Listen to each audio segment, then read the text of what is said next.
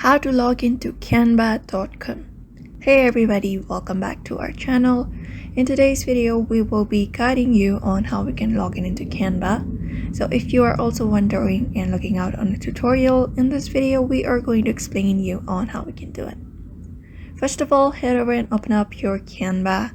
You can just head over and open up a browser, any of your browser available, and then you can just go ahead and type in canva.com and head over to the login page of the Canva.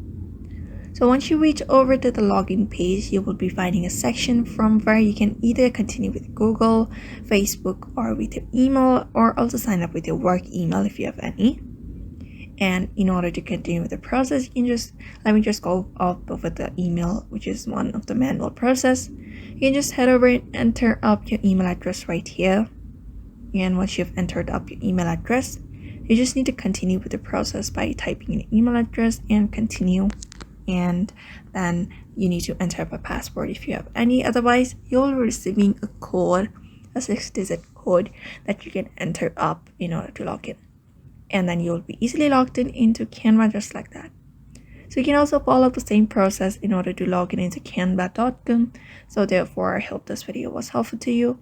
Thank you for watching this video, and I will see you in the next one.